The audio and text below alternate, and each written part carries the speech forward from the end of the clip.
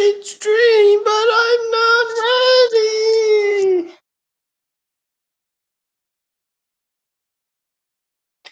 Oh, baby.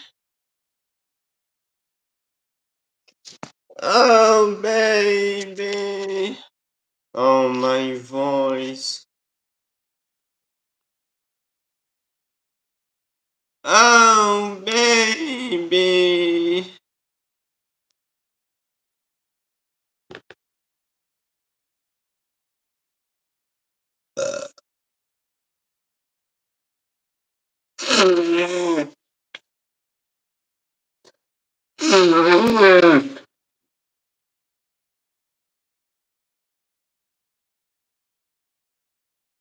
When you thought that one viewer.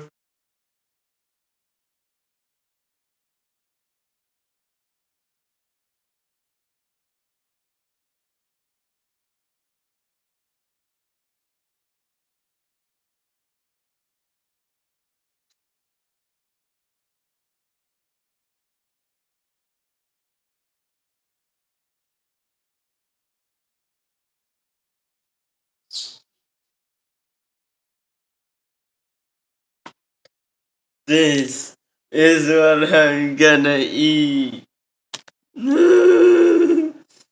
This is gonna dry out my throat.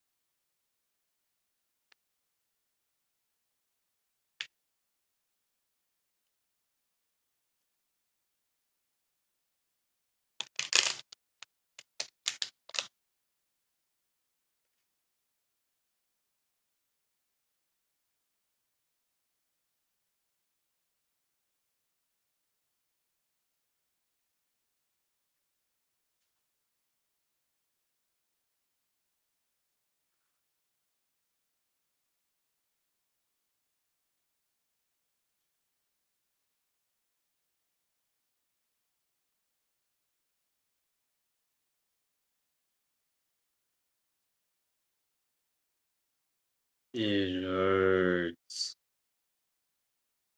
It hurts. It hurts. It hurts. Why does it hurt so bad? Why does it hurt so bad? Why? Why does it hurt so bad?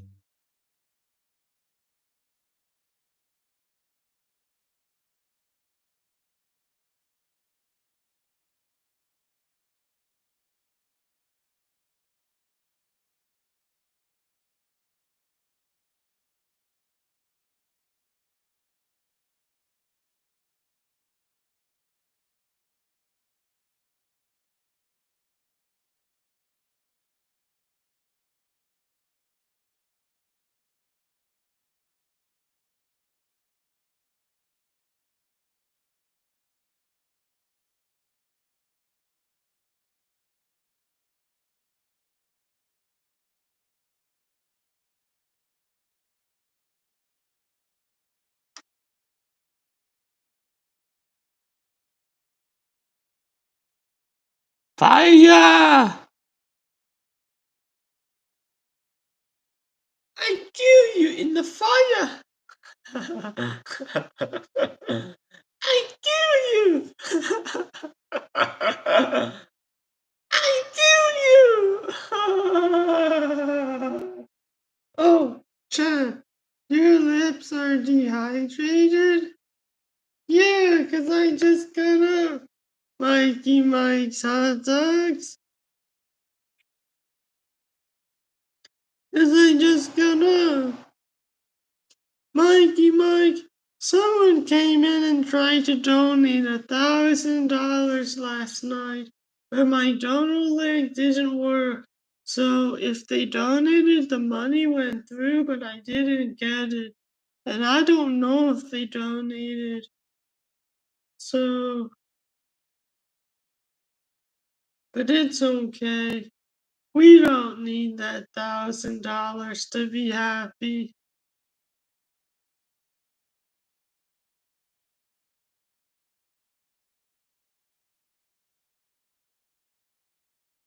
We don't need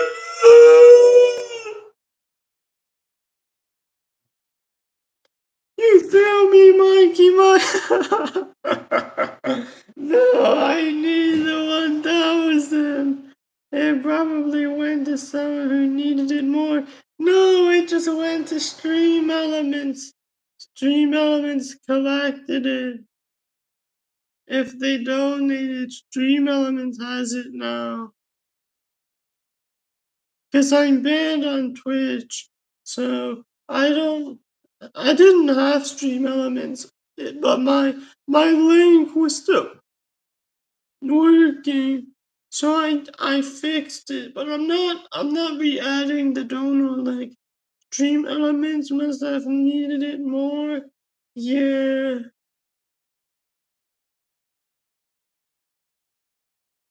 Look outside. Look at the view from my apartment.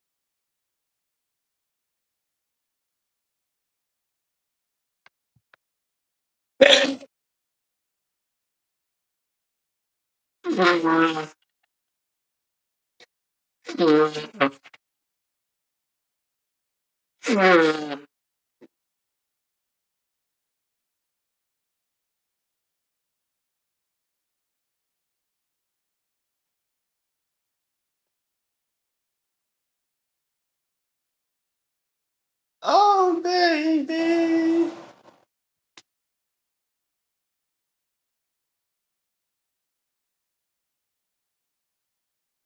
Ooga chaka. Ooga chaka.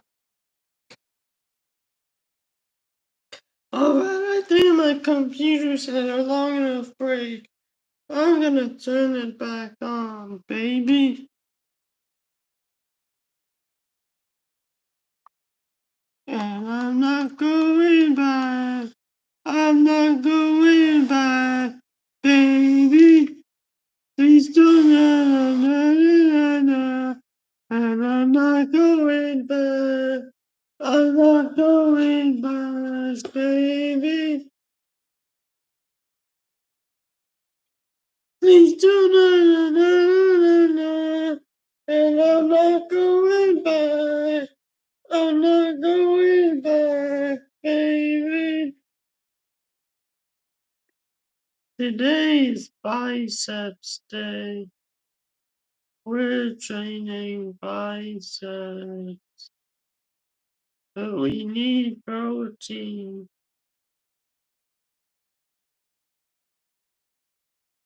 And we need to shave off all the hair tonight. I'm congested.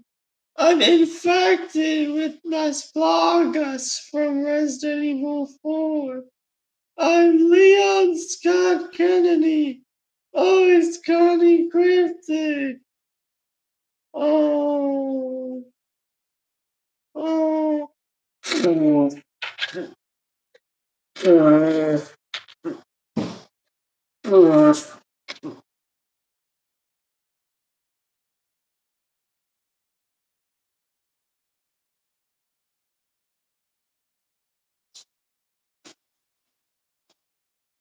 Infected with las plagas.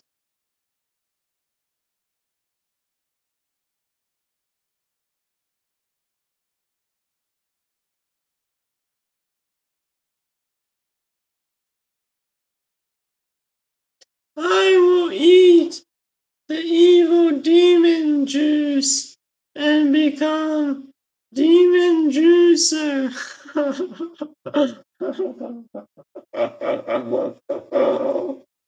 I will, I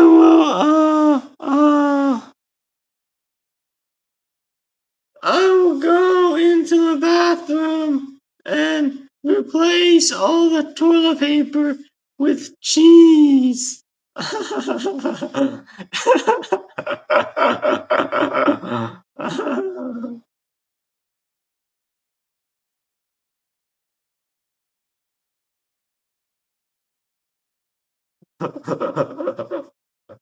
will replace all the toilet paper with cheese.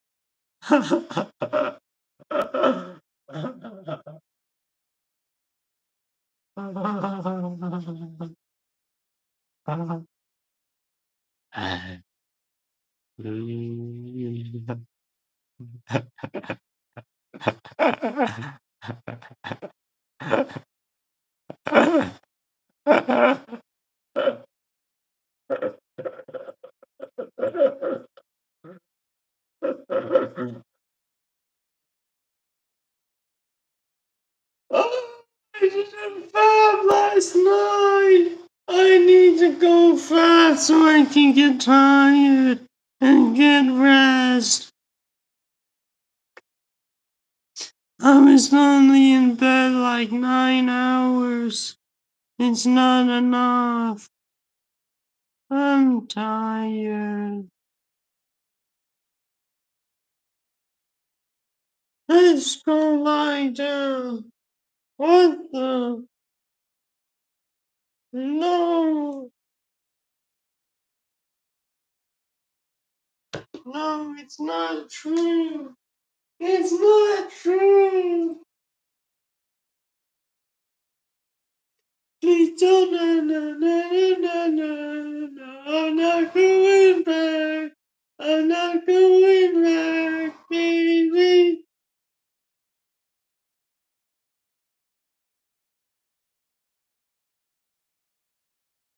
You are not a bot, right? Comment something if you're not a bot. Are you a bot?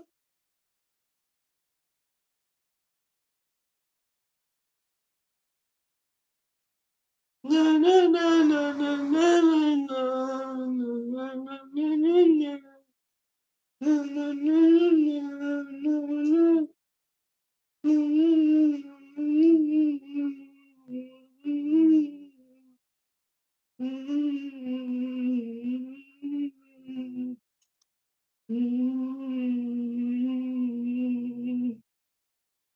I'm tired.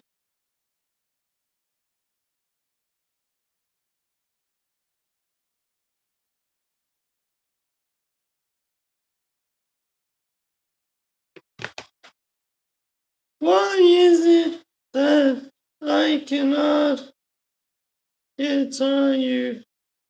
And then when I'm tired, I'm kinda not tired. I'm kinda not tired, man.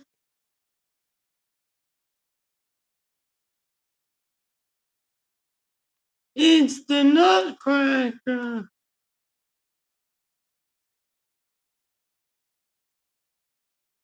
It's the Nutcracker.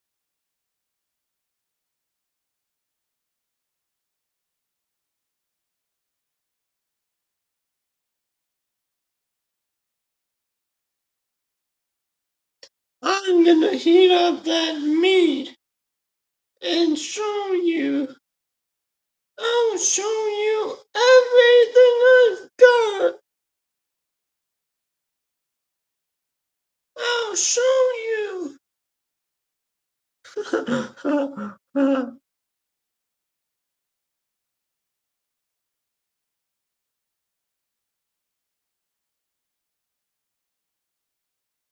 Lou Ferrigno.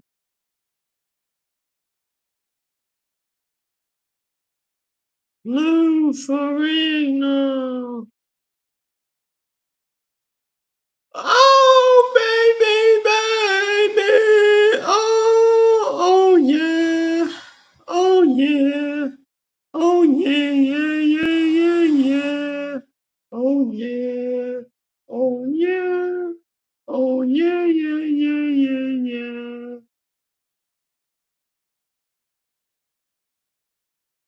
My hair is dirty. A little bit. I gotta clean it.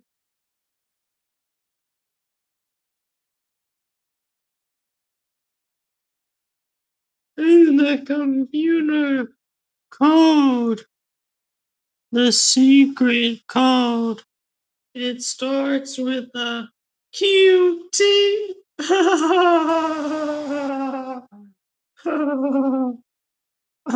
It starts with a G6.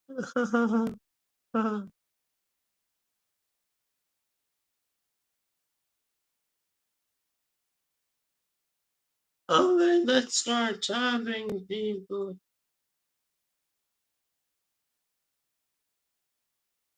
QT. You're talking about that QT. Oh, it's a bird outside. It's a little birdie.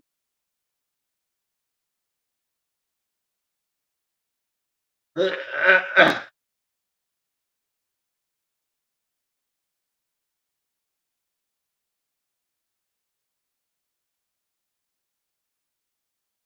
wanna go watch porn. Maybe, maybe I should get a girlfriend, invite her to my apartment, and we can watch hentai together.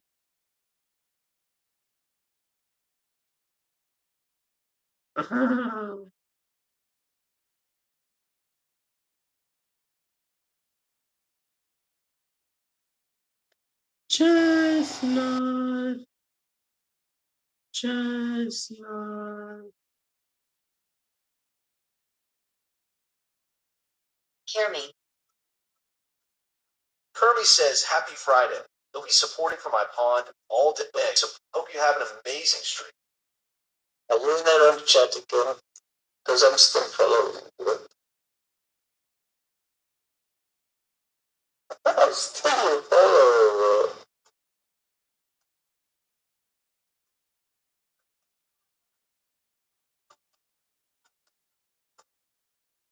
It's gonna be drunk chat again.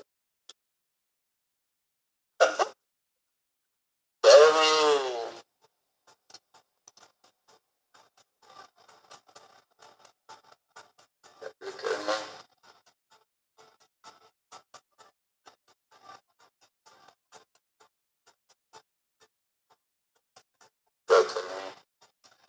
No, sir, I'm still following you.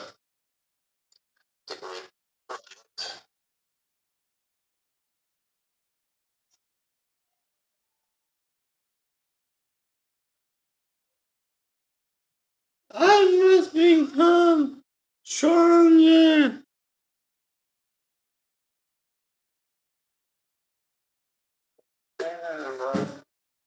It's a generalization, I say. To say for people that electronic music is for people who take drugs. Most of the DJs, they don't. Well, that's just the Panthers. They do take drugs. Yeah. The Green Orion says, "Oh, okay, cool, not like Twitch, then gang, but Twitch unfollows." Yeah. Which is Green Orion says, "That is me." See, is this naked woman on your stream, Boxy, that's dancing there, bro? Now you're good, green layer, brother.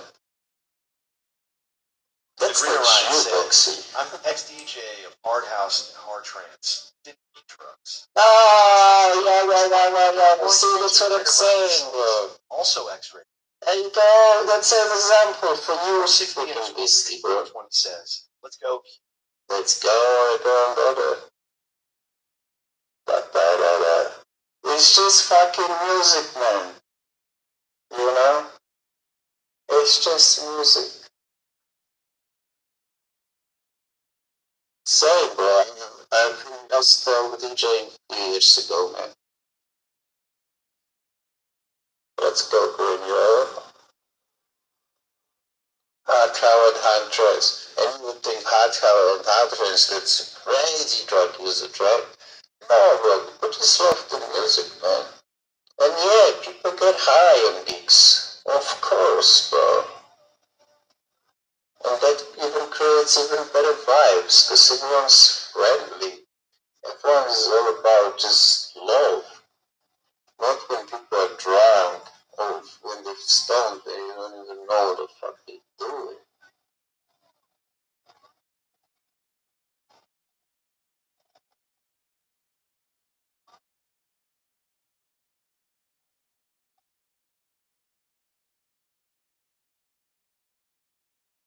I found a girl, beautiful and sweet. I never knew she'd be that someone waiting for me.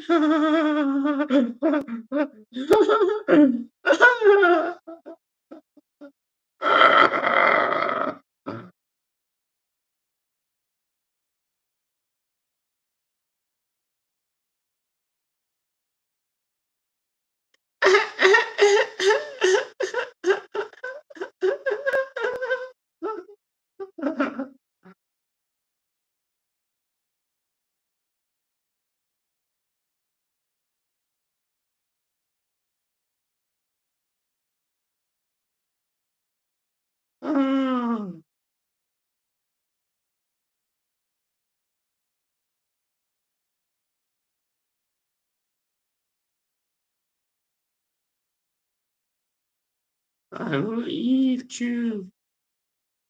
I will eat you. I'm going to eat you. Eat you. Eat you.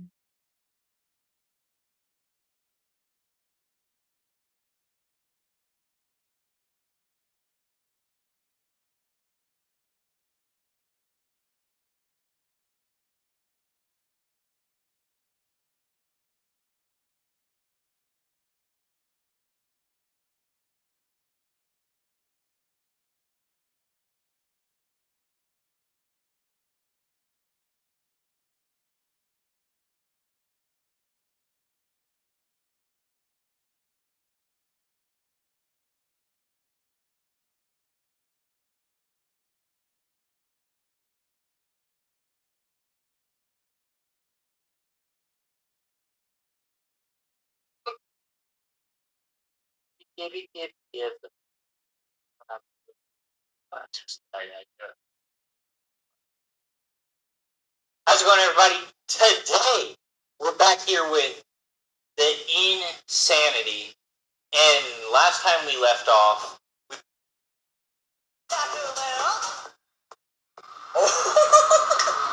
that groove, though.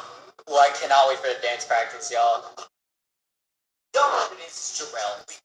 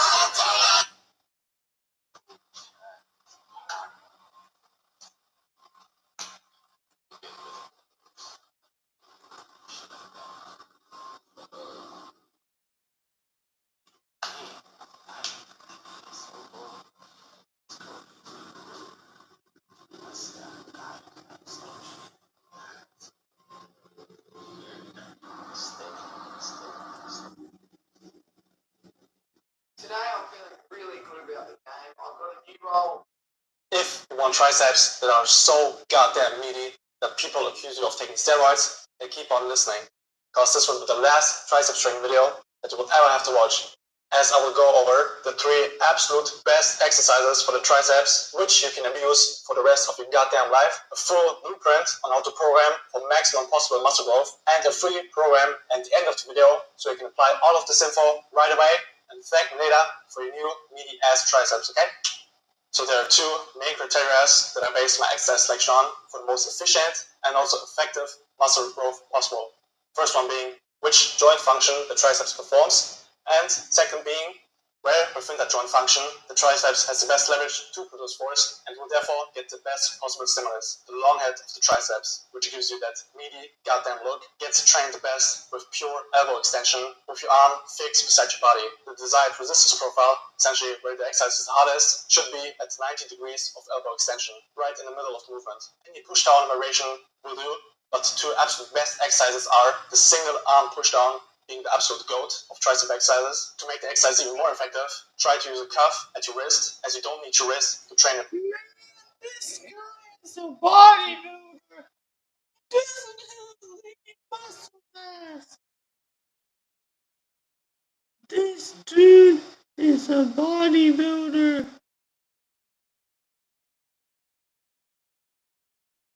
I just realized that.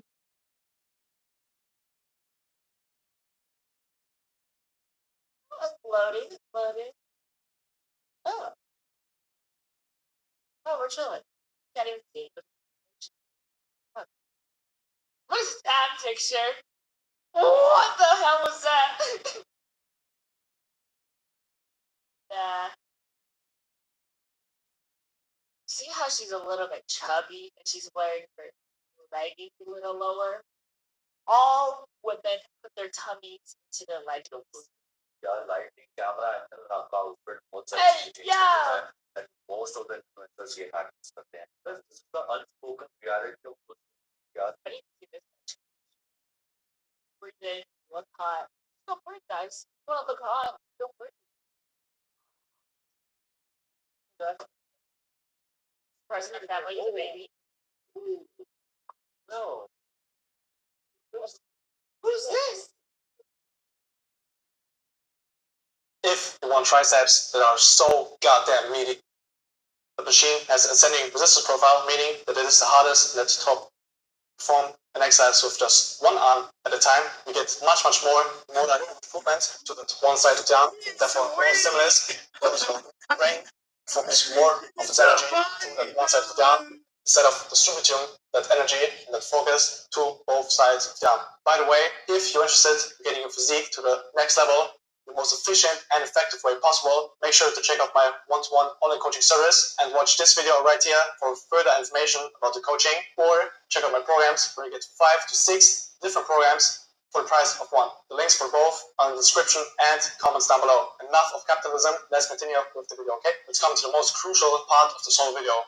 Knowing which exercises to the long head, the triceps, is fucking exciting, but if you don't know how to program these exercises in the most efficient and effective way possible, your triceps will suck till eternity, okay? So let's get straight to it. The absolute most effective way to train via recent scientific studies and also what I've observed from my own experience and with the people I've worked with is high frequency training. Just look at the huge difference in the amount of chances you get to grow your triceps when you compare a 1 time per week frequency all the way up to a 3 times per week frequency. But that's not the only benefit. You also benefit. I wanna suck the cocky.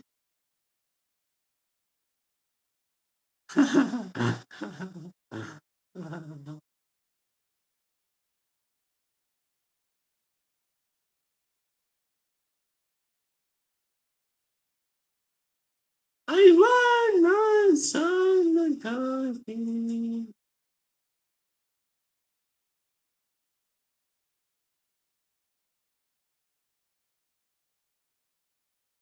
Mommy, smell.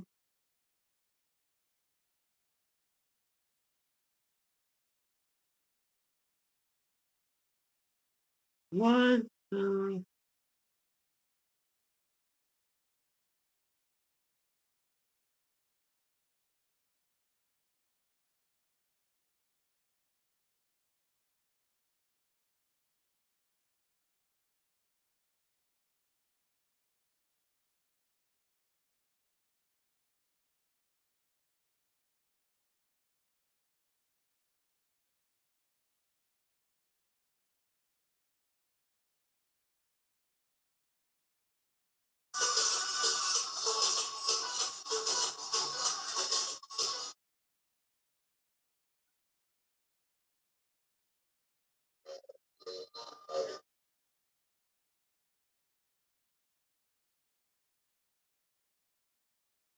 He's goes crazy and me posting nudes on Twitter.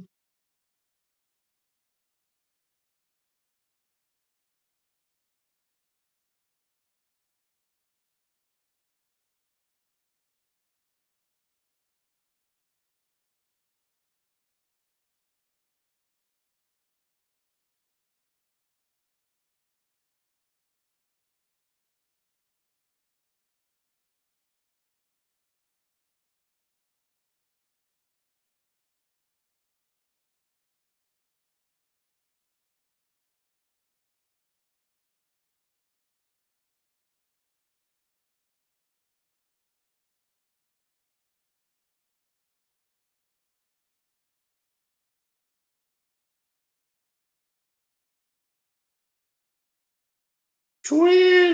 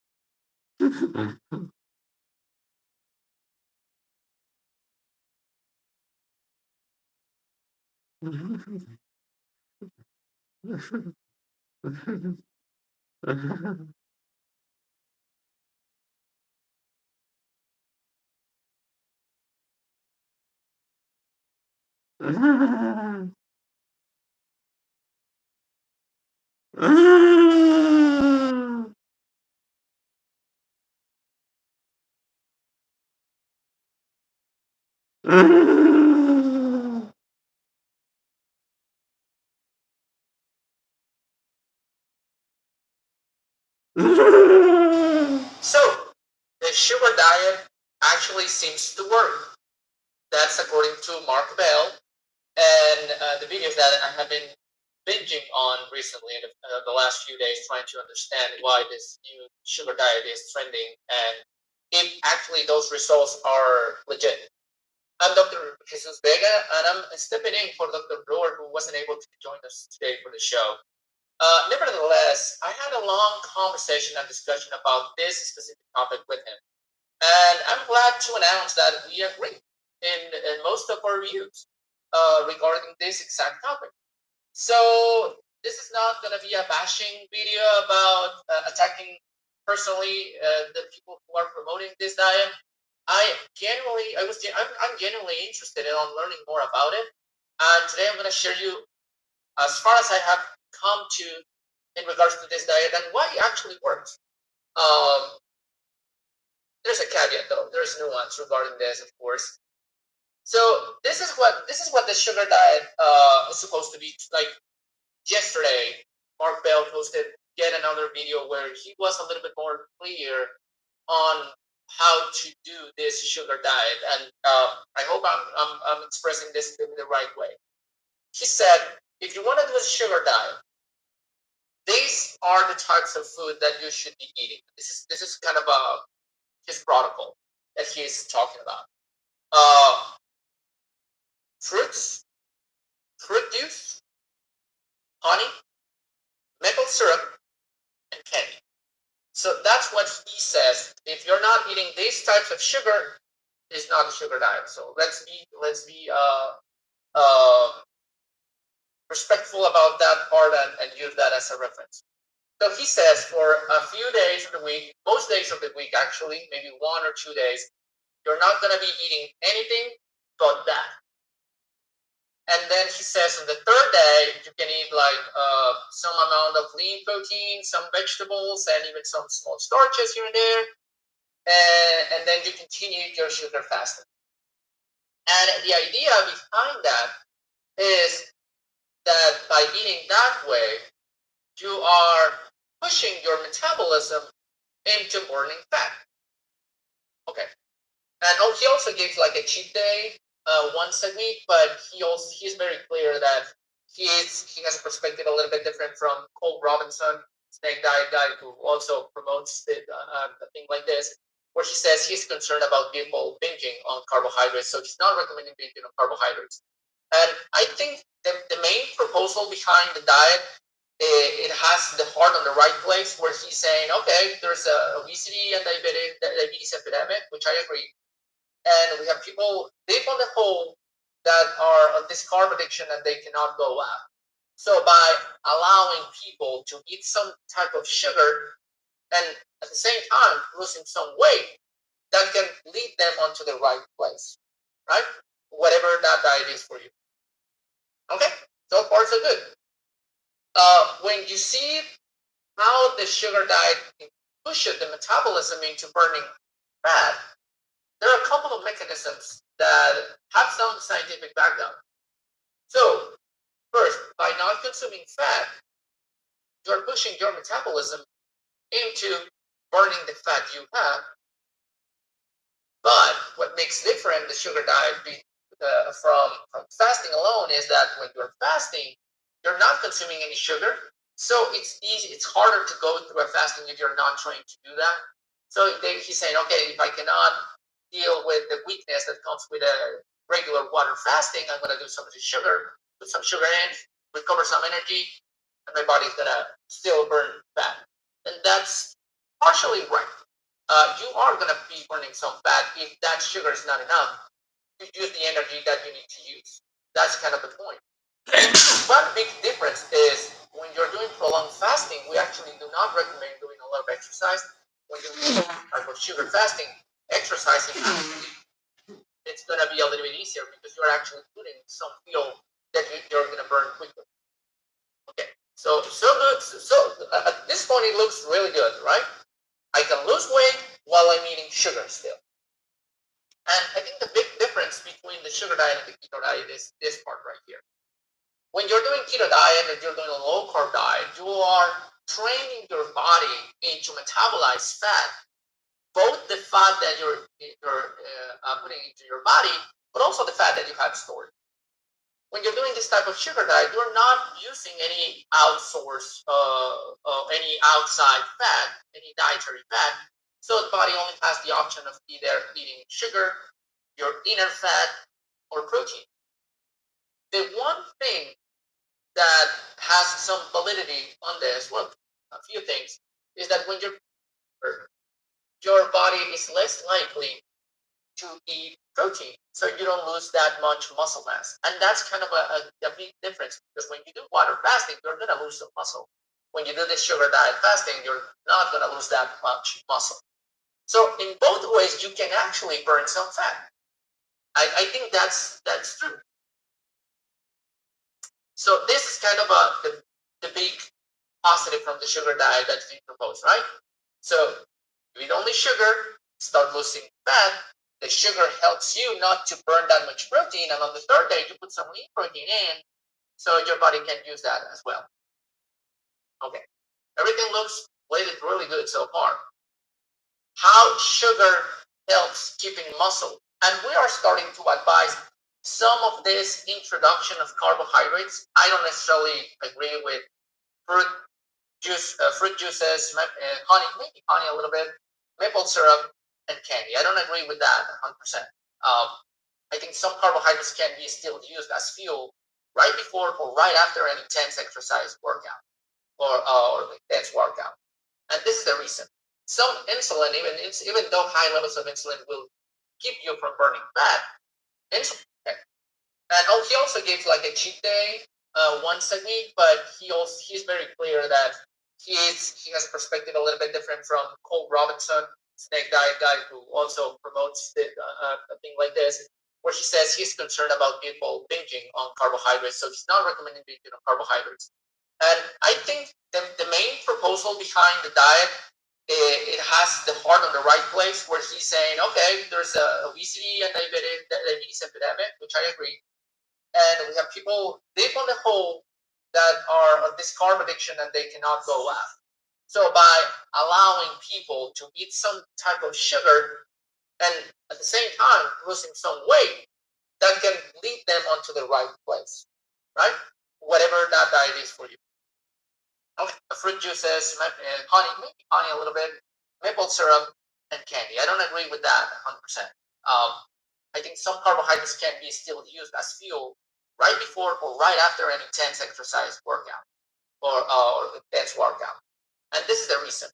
Some insulin, even though high levels of insulin will keep you from burning fat, insulin also is an anabolic hormone, meaning it can help you build muscle. So putting some glucose and using some of that insulin might actually help you build some muscle.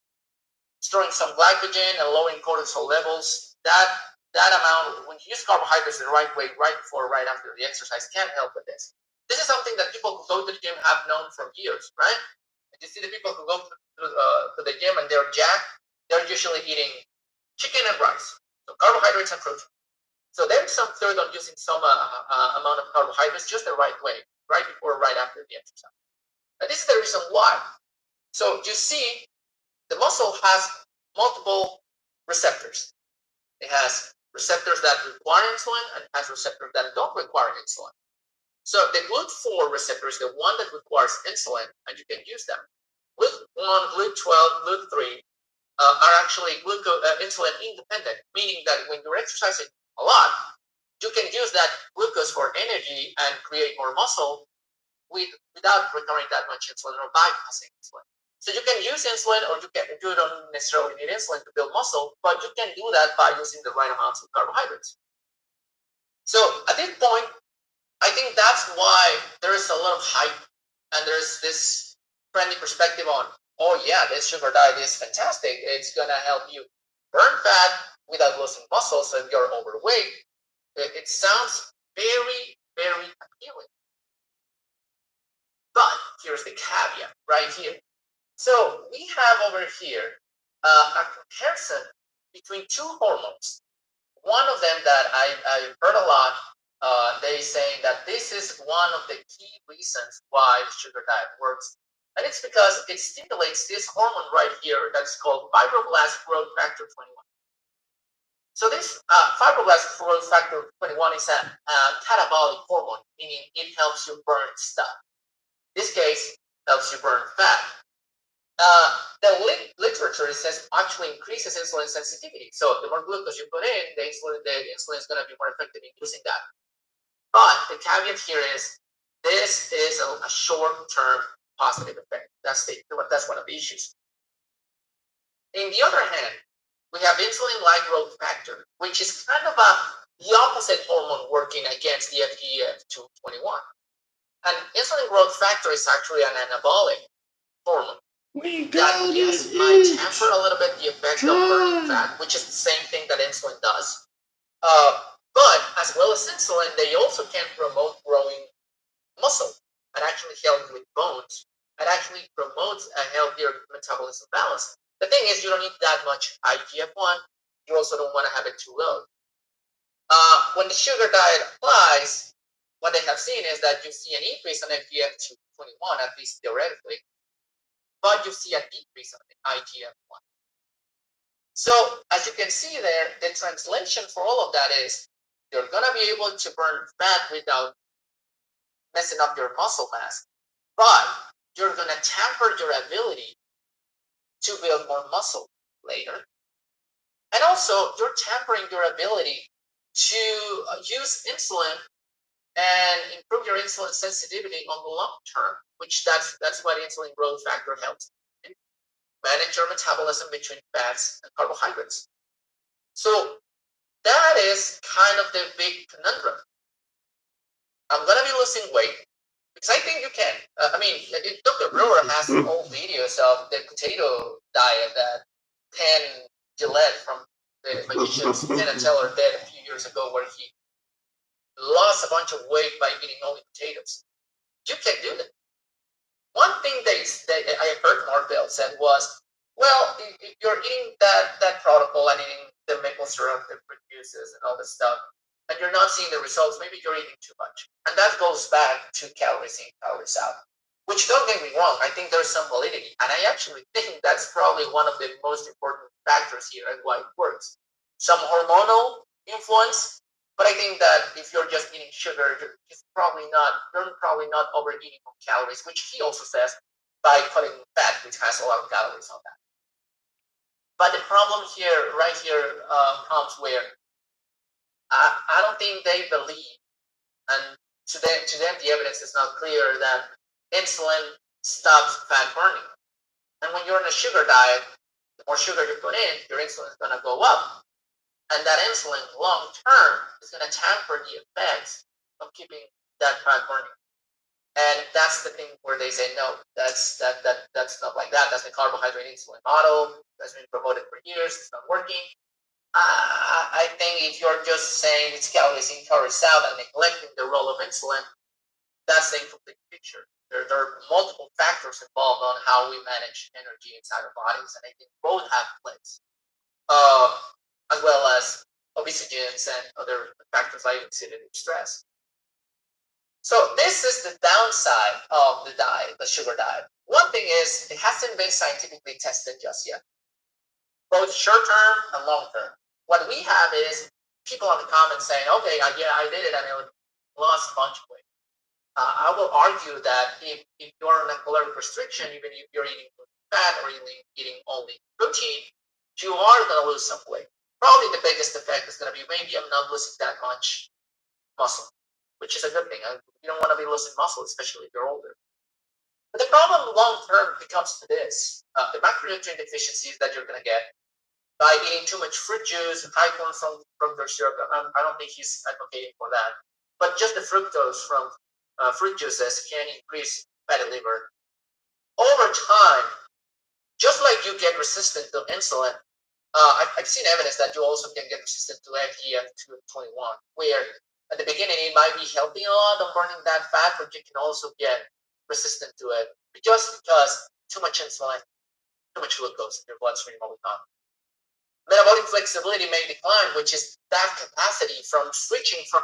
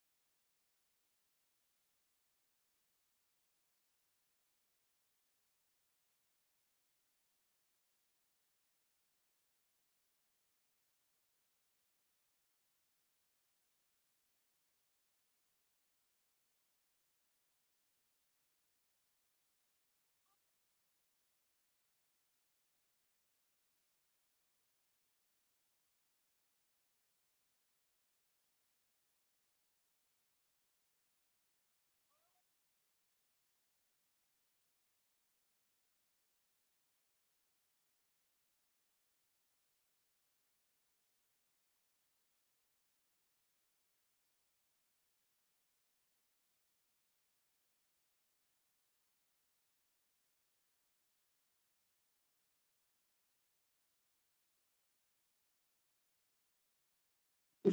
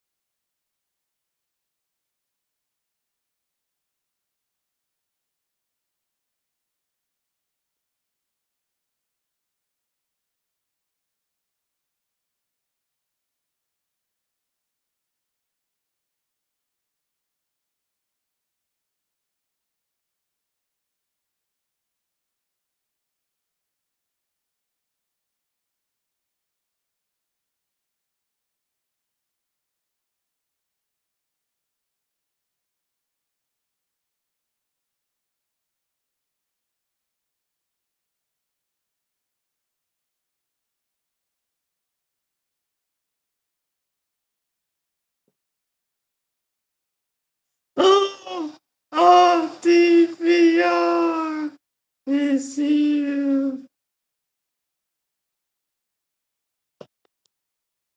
Oh, DVR.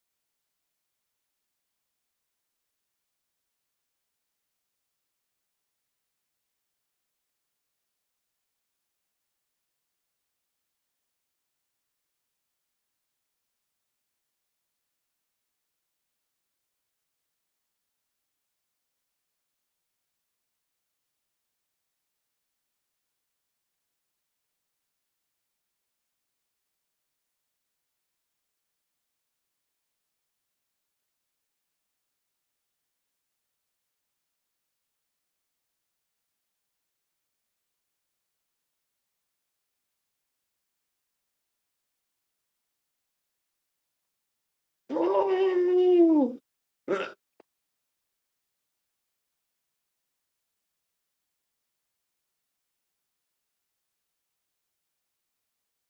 Oh!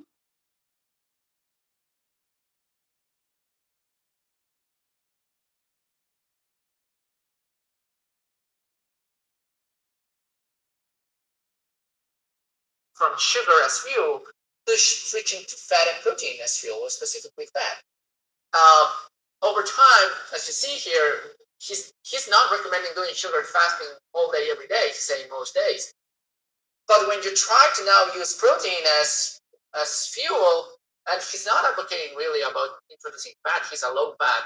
This is a low fat diet, fasting all day every day. Saying most days. Whenever you want to try, but when you try to fat as energy and the nutrients that fat has on it, which a lot of them, the cholesterol in it, and some of those nutrients are very important for hormonal function and cognitive function.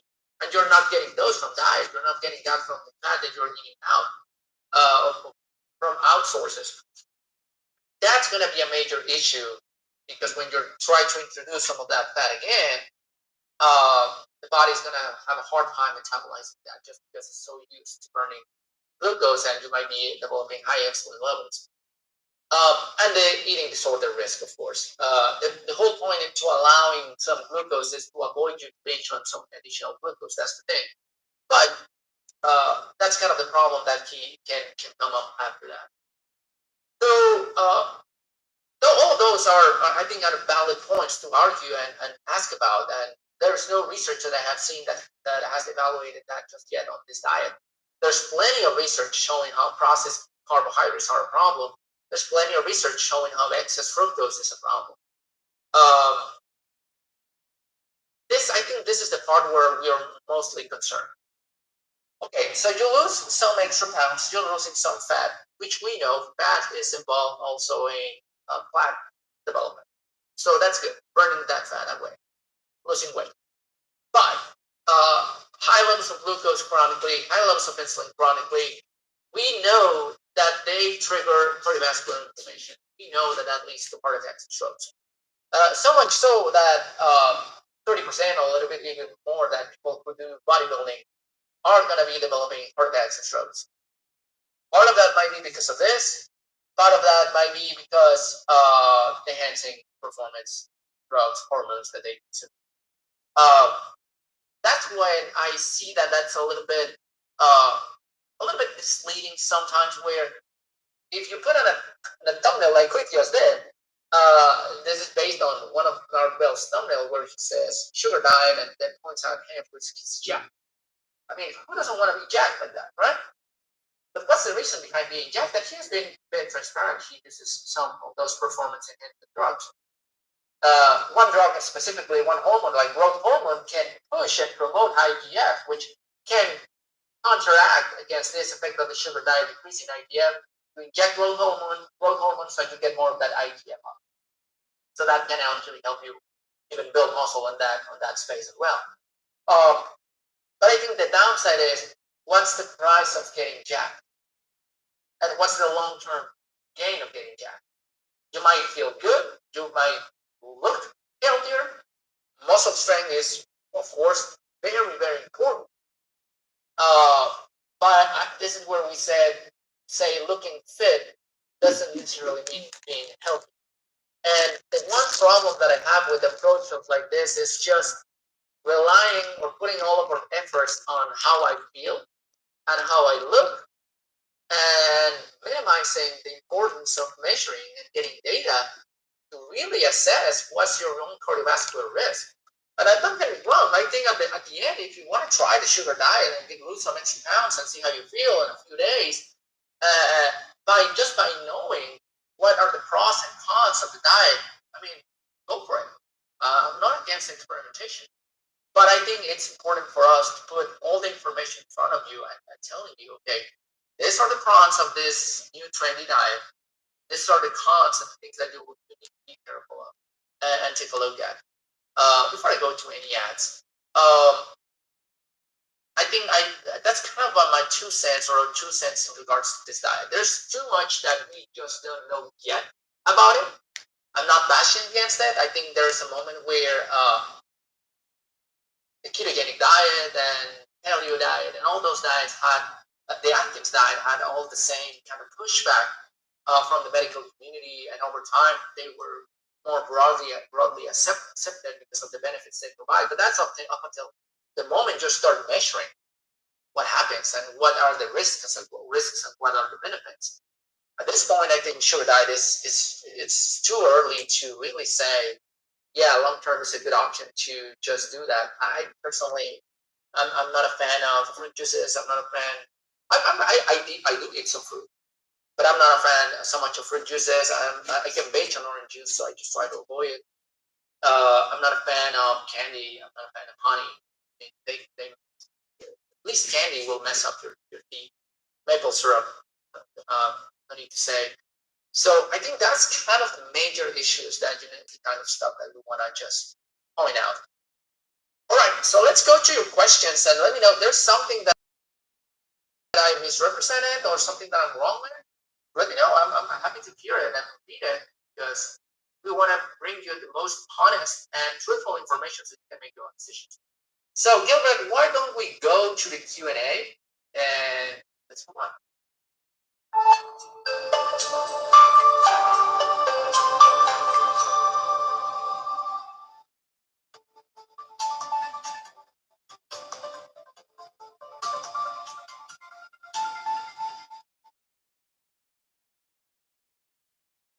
All right. So before we go to questions, Gilbert, we have a banner over there that we want to promote.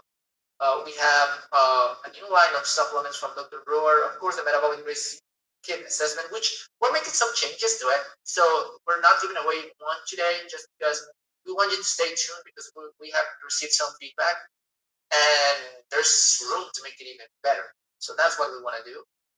There's a phone number over there if you want to call and get more information about it. And also about the new line of supplements from Dr. Brewer. As we said over again, we have said it from day one. Supplements will not replace your lifestyle, but they can help you get that extra step if you want to do it. So I won't spend too much time on it. I don't want this to be too spammy, but give us a call and get more information about it. I think the number is just, I didn't have my glasses, 859 300 0395. 859 300 0395. That's correct. All right, so let's go to the questions right now. First of all, a shout out to Dan G, just become a member, Carl B, Brad Oakley, and just David. $5. Thank you so much. Those go a long way. We didn't post the members video just yesterday. We had a technical issue. We didn't hit record. So we recorded the stuff. We thought we were recording. We didn't. I think I'm going to be recording that and hoping to post that today or tomorrow at the most. And we're going to talk about oxalates. So that's going to be a members only small short video for you guys. Just we didn't forget. All right, Brad. Morning, Doug. What are the health risks of using iodine or gadolinium as a contrast agent in CT angiogram scans? Can a scan be effective enough without the contrast agent? Depends on what you're using it for. So if you're doing a CT angiogram, if you don't do the contrast, the quality of the image you're going to see is going to be less clear. It's not that yes. It's important to use the contrast to make sure that we have the right assessment, and it just provides more value. I don't think we can even do an angiogram without the contrast. The thing is, iodine and gadolinium, they are pretty much very, very safe, especially in those circumstances. Some people can be allergic. That's one of the major risks. And the other one, which is still discussed, is the kidney damage. I think it's more accepted that people who have poor kidney function, like stage 5 kidney disease, stage 4 kidney disease, might need to be more careful about it just because the elimination is going to be slower. But other than that, I think if you just do